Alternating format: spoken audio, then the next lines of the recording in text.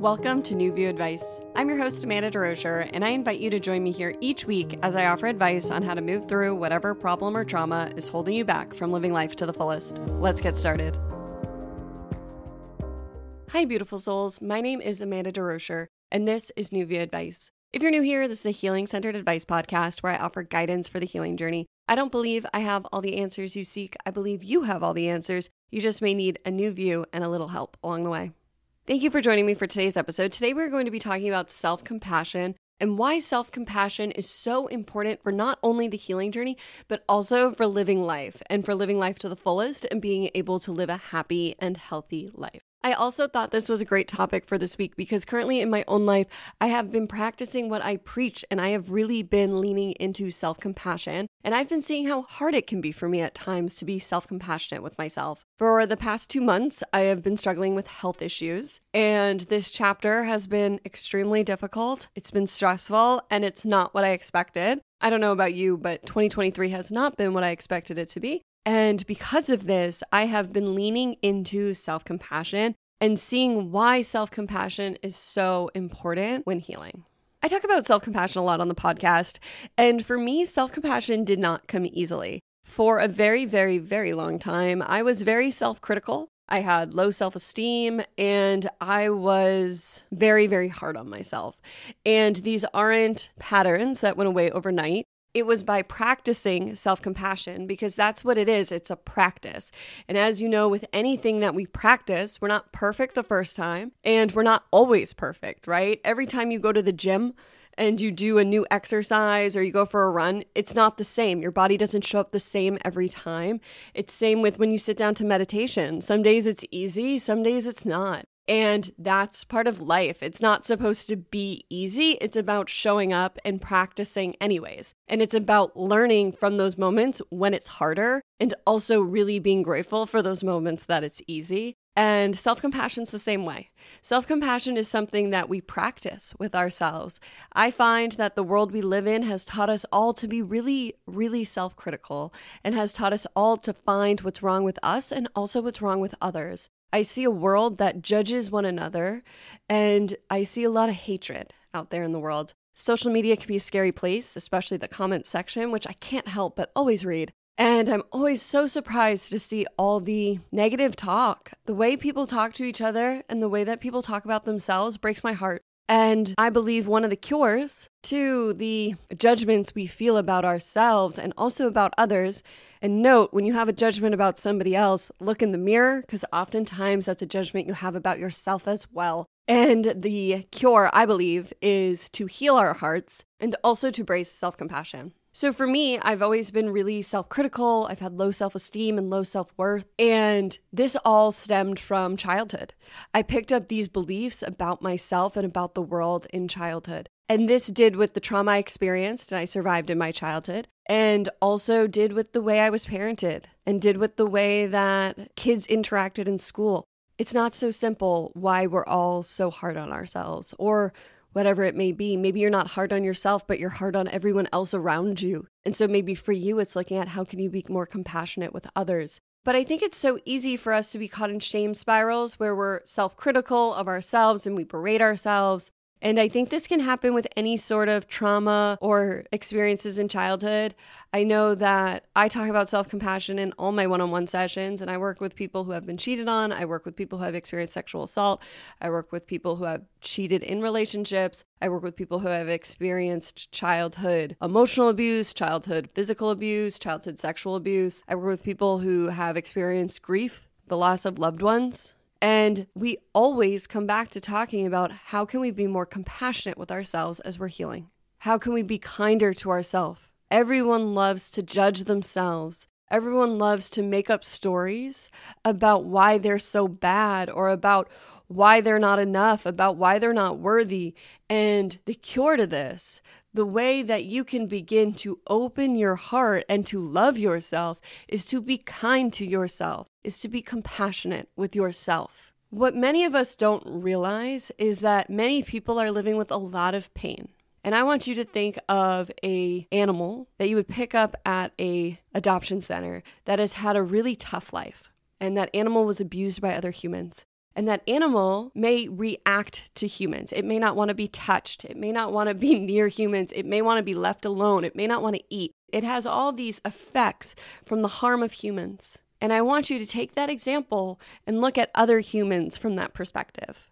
That many of us are wounded animals. Many of us are living with heartache, heartbreak, trauma, abuse in our bodies. These experiences need to be processed, looked at, and felt, and that takes time. I'm still on my healing journey as I've been dealing with these physical health issues. It's been interesting for me to witness how much trauma wanted to be looked at. And so as I've had to spend many days just lying in bed, I have been given the chance to witness and sit with things I was avoiding. And a lot of the things I've been sitting with did with interactions with friends in my youth. And I could see how the trauma I experienced. I was sexually assaulted in my childhood and also in my teens, for anyone who's new here. And I can see how that really impacted so many of my relationships. And I also realized recently that a death I experienced at a young age had much more of an impact on me than I ever really allowed myself to see, because I was shamed at a young age for how much grief I felt. And nobody taught me how to process that grief. So I bottled it up, and it had a lot of negative effects in my life that I was not taught how to process that grief. And that's no judgment to the adults in my life at the time. Many people don't know how to process their grief, so how can you help a little girl process her grief if you don't know how to process your grief? But these experiences that I've been spending so much time with and has been extremely painful has reminded me the importance of self-compassion, because there were so many days in the past 2 months I just wanted to work. I just wanted to create. I love creating. It's one of my healing tools. And I wasn't able to get out of bed. And that was really hard for me because I just had to sit with all the feelings. And what that meant was I had to be really kind to myself about where I was and my capabilities. I kept trying to be so hard on myself. I kept trying to go. I would be so frustrated with myself. I'd be frustrated with my partner because he was doing fine and I wasn't. And I was projecting and I was angry. And I had all these feelings and I couldn't ignore them like I usually can. And I couldn't pretend they weren't there. I had to sit with them. And I had to be really kind to myself about all the healing my body's been going through for the past 2 months. It's been healing on a physical, emotional, and mental level. And that wasn't easy. And it's so hard because when we're healing, people can't see that. And so it's not viewed as progress. There were so many days I judged myself and would say, you didn't do anything today, even though what I was doing was healing. And healing is something, and healing is important. But it was interesting for me to witness myself and see how hard I was being on myself for where I was. And I share this because I think so many people are hard on themselves when they're healing, and they think they should quote unquote be doing more. I think it's important for us to realize that healing is important, and you are doing something, and you don't also always have to be doing something. We put so many shoulds on our plate. We have such long to-do lists. We all want to change the world right now. It's step by step. And some days, the step's going to be just sit there. And also, healing takes an immense amount of energy. I don't know if we talk about this enough. I don't know if I've talked about this enough. Healing takes an immense amount of energy. There are going to be some days you just want to sleep, and that's okay. That's your body healing itself. You do not have to be go all the time. We actually are not designed as humans to be go all the time. We're not designed as humans to be in as much contact with one another as we are. And we need to allow ourselves to rest and to care for ourselves and not to judge ourselves. Because what I found throughout this journey was the more I judged myself when I rested, the more stressed I became, and then the more rest I needed. It wasn't until I was able to remove those judgments that I was able to fully rest, and I was able to come back out of fight or flight, out of that stress response into relaxation, that then I would see progress. But every day that I just stressed over not doing anything was not actually helpful for my body. So then it needed more days, and it would show me that it needed more days. And for me, I judged myself, and I also felt like I was being judged by the world. I felt like my partner was judging me. I felt like other people were judging me. Like, what is she doing with her life? Like, she's not doing anything. And those are all stories I tell myself because for a long time, I've identified my worth with how much I get done in the day. Oh, I was really productive today. That was a good day. And some days that's true, but some days it can be a really good day when you don't do anything. It's a good day to me when you listen to your heart and you do as your heart's asking you to do. I share that because these past 2 months, I've really been leaning into self-compassion and learning that self-compassion isn't always easy, but has been so healing for my heart on the healing journey. And I think it's so important for everyone to learn how to be compassionate with themselves and others. And so with that, let's jump on in.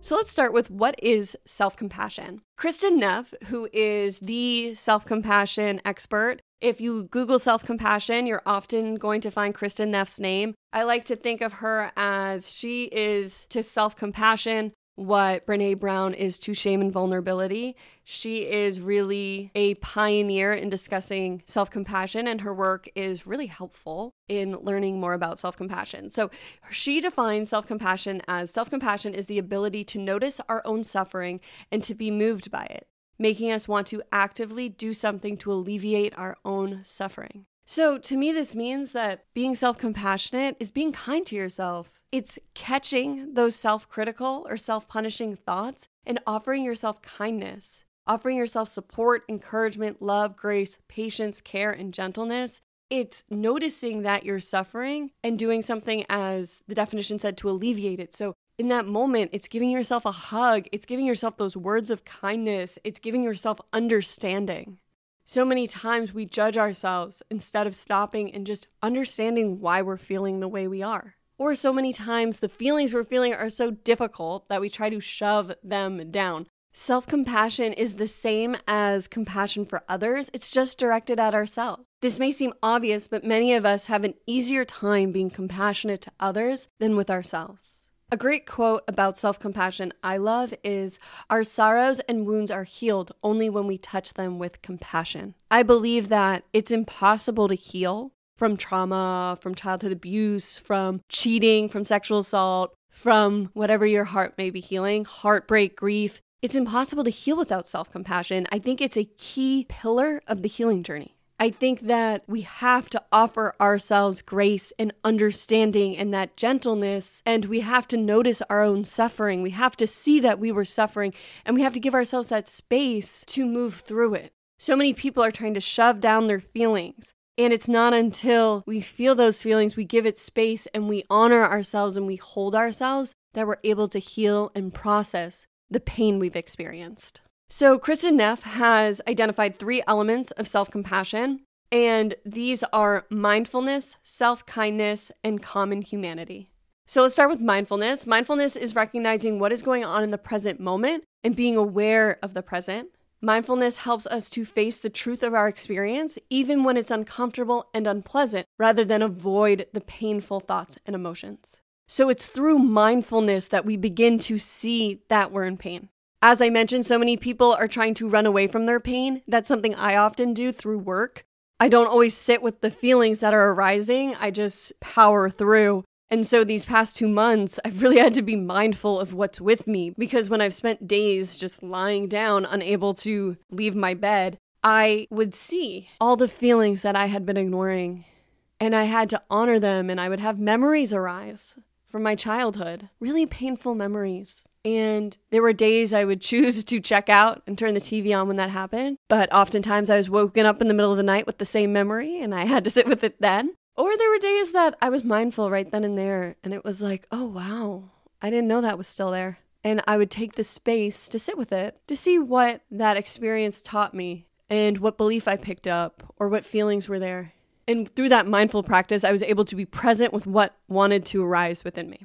The second element of self-compassion is self-kindness. So this is choosing to soothe and comfort ourselves when external life circumstances are challenging and feel difficult. So instead of criticizing ourselves for being imperfect, we offer ourselves warmth, love, and self-acceptance. Self-kindness is so important when healing. Many of us were not offered compassion and kindness when we experienced really hard things in our past. Or we were offered it by others, but we felt unworthy of it, so it didn't sink in. And what we need to learn to do is to be kind to ourselves, to offer ourselves that kindness. So let's take the example of being cheated on. And in the moment that you found out you were cheated on, maybe your partner or the person who cheated on you reacted to you in a painful way. Maybe this person said some mean things or denied it. And in that moment, they didn't offer you kindness. as you are healing, you will find that it's important for you to offer yourself kindness. And I find that a lot of people who have been cheated on have to revisit the moment they were cheated on because it was a trauma. It was a shock. It sticks in the body because it was such a shocking and painful experience. And in that moment, so many people's worlds are flipped upside down. And they're betrayed and their trust is broken and so many feelings rise at once. So many people have been cheated on have to revisit that moment. And as you revisit that moment, it's important to offer yourself that self-kindness that maybe you didn't receive in that moment, or maybe you were unable to give yourself. Maybe you went straight to criticizing yourself. It's important to offer yourself that kindness. It's the same with survivors of sexual assault. Many of us have to revisit the moment we were assaulted. It's a very painful experience, and some of us have memories of it, some of us don't. Some of us have blurs, some of us have full pictures, but you will find that it's important to continually revisit that memory if it continues to arise for you. Because again, that trauma is stuck in the body. It is not arising to punish you, it is arising because your body is asking you to look at it, to process it, to move it so you can be free of it. But it does not feel like that in the moment. It feels extremely painful. There is a lot of pain people hold in their bodies, physical and also emotional. And so you may have to offer yourself that kindness that you were not offered in that moment, because many survivors of sexual assault will criticize themselves to death about what happened. And part of the healing journey is starting to be kind to yourself and to understand that it was not your fault what happened. The third element of self-compassion is common humanity, and this is recognizing that all humans are flawed. Everyone fails, everyone makes mistakes and experiences difficulty, and it's learning to accept and forgive ourselves for our flaws since we are not perfect beings. We don't have to blame anybody. Healing is about accepting that the human experience is messy. The human experience is not easy. The best things in life aren't easy, and a lot of the most difficult things in life sure as hell weren't easy. And I think so many of us think that life is supposed to be easy or life is supposed to be fair. Life was never meant to be that way. We're all flawed. We all have a dark side. We all have a light side. We all have pain, and we all experience grief and anger and sadness along the journey. And we all make mistakes. We all say things we didn't mean. We all do things that we wish we could take back. So recognizing that common humanity is important when being self-compassionate with yourself. Because what I've noticed about self-compassion in my own life is that it always arises at the end of a chapter for me. When I look back on the chapter, I always just wish I was kinder to myself over and over again. I had that happen to me again recently when I was reflecting on my journey with this podcast and how much pressure I put on myself when I released it and how I was so hard on myself. And I was doing everything by myself. Now I work with amazing people who help me to create this podcast and to put these episodes together. But originally, it was just me. And I was doing it because I loved it, but I didn't know what I was doing. And I was so hard on myself. And I look back at her, the beautiful angel of myself who decided to start this podcast. And I just have such compassion for myself. I think she's so cool. And I never felt cool at the time. But I think it's so cool that when I was at that point in my life, I chose to serve. I chose to show up to what was being asked of me. And I just wish I was kinder to myself about it and that I had trusted a little deeper that everything would work out exactly as it was supposed to. So what does self-compassion look like? What self-compassion may look like in your life is being gentle with yourself. It's saying to yourself, this is hard right now, or this is a painful experience. It's honoring and seeing and noticing and accepting the pain or the hardship or the experience that you're currently in. It's giving yourself space. It's giving yourself rest. It's giving yourself time off. It's asking yourself, what can I do to comfort myself in this moment? If you're somebody who's experienced grief, the death of a loved one recently, self-compassion is allowing yourself to move through the grieving process and not judging yourself for it. Anyone moving through the grieving process. We move through the grieving process with anything we really process. So if you were cheated on, if you've cheated, if you're at the end of a relationship, but you're going through a friendship breakup, if you've experienced sexual assault, you're healing a relationship with your parents, we all move through grief. And self-compassion is allowing yourself to feel your feelings. And it's understanding that grief and all emotions come in waves. So one day you may be on the top of a mountain, and the next day you may be at the bottom of a valley. And neither are wrong. That's going back to that common humanity. That is just part of the human experience. There is no need to judge yourself. And I've heard some people say that they think that if they're self-compassionate, then they're not pushing themselves to be a better person. And I just want to debunk this because, as I mentioned with my example earlier, that the more I stressed and the more I tried to push, the slower I was actually going and the more rest I ended up needing.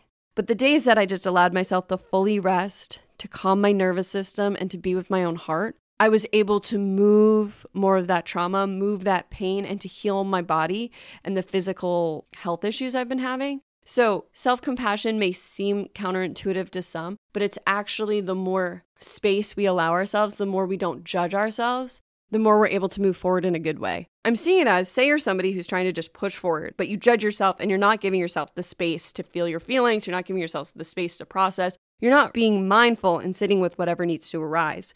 I'm seeing it as, say there's a river and there's all these stones in the river. You're jumping from the left to the right, and then you're jumping backwards, and then you're jumping to the right again. And you're moving forward, but also moving backward, and you're moving very slowly because you're moving all over the place.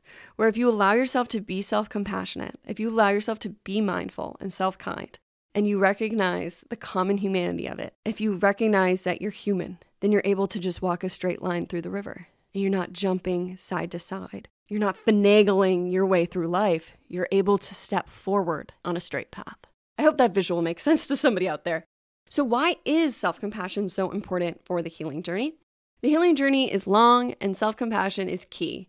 Many of you may find that you're still healing from things that you wish you had already finished healing from, and having self-compassion as more things arise will assist you in continuing to heal, grow, and love yourself. So self-compassion is so important because, as I mentioned, it's really a pillar for the healing journey.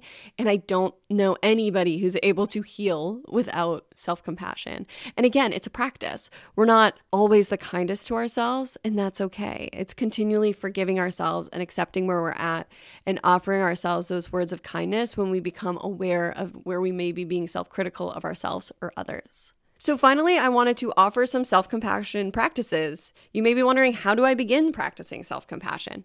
So I think that a great way to start practicing self-compassion is through journaling. So I'll have journal prompts on my website to assist you with this, and you can find them at newviewadvice.com/59. But journaling is a great practice to help you to start becoming mindful and also to help you to start seeing all the thoughts in your head. I find that sometimes if we have trouble noticing how self-critical we may be or the judgments we're having of ourselves or others, when we begin to write down the thoughts in our head, we begin to see ourselves and we begin to see how hard we can be on ourselves. I know that's true for me when I begin writing. A lot of times my writing quickly shifts to self-compassionate writing because I see that the thoughts I was telling myself are not true and that I'm being hard on myself. Another great writing exercise is to write a love letter to yourself. Write about how amazing you are. Write about how much you love yourself and write compassionately to yourself. Write a kind letter to yourself. And if you have trouble with this exercise, write it as if you were writing to your best friend, but it's to you. But write all the things you say about other people because maybe you're somebody who's more compassionate with others. So write it as if you're writing to your best friend, who I hope you are working towards being your own best friend on your own healing journey. Another great practice is to give yourself a day off. This is something I practiced this month. A lot of days where I wasn't able to show up and do work or show up to my daily tasks, I started to view them as sick days, and I started to view them as the sick days that I didn't get as a child. I didn't get time off when I experienced some of the immense trauma I experienced in my childhood. And I didn't get sick days when somebody was mean to me and when it really stuck or when my heart was broken by friends and boys. I didn't get sick days, even though I really needed that time to just feel my feelings. So this month I practiced really just giving myself a day off and seeing those as sick days. And some of these sick days I stayed in bed, and other days I went inside and I went to the beach and I played in the ocean. But I practiced acknowledging that I needed time off to mend my heart and my health, and I was compassionate with myself. I know that Brene Brown has a similar practice, and she calls it permission slips. So writing ourselves permission slips to do the things we want to do. I think that's also a really compassionate exercise, is giving yourself permission to do the things you want to do and honoring yourself and honoring your journey and where you are. Another practice for self-compassion is to practice positive affirmations. When practicing affirmations, I invite you to pick ones that resonate with you. And this doesn't mean you'll necessarily believe it the first time you say it. In How to Do the Work by Nicole LePera, she discusses how you may not believe the new affirmation or belief when you start saying it to yourself. So when you start this, but keep practicing it every day and it will help to reprogram your subconscious mind. So some of my favorites that I tell myself every day include everything is working out for me, I am safe, I am protected, I am kind to myself, and I am doing the best I can. Another practice I saw a lot of people mention online is to practice physical touch with yourself. So this is offering yourself hugs, holding your own hand, giving yourself a butterfly hug. So that's putting your right hand on your left shoulder, your left hand on your right shoulder, and tapping and giving yourself that physical touch, or placing your hand on your heart and taking a few deep breaths, but allowing your own physical touch to give you comfort. So if you're somebody who notices physical touch makes you feel better, it's great to start practicing ways to give that physical touch to yourself as well. Because physical touch activates the parasympathetic nervous system, which helps us to calm down and feel safe. Another great practice for self-compassion is to meditate and to find self-compassion meditations. I know there's a lot of those on YouTube. And also to begin to notice your critical self-talk. And you can notice this through meditation and through journaling, but bringing awareness to these critical thoughts will help you to begin inserting kind words rather than self-criticism. And one book I've read about self-compassion, which helped me when healing from trauma, was It Wasn't Your Fault, Freeing Yourself from the Shame of Childhood Abuse with the Power of Self-Compassion.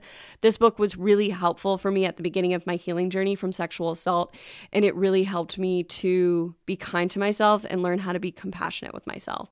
And I also just invite you to be gentle with yourself, be patient with yourself, and be kind to yourself.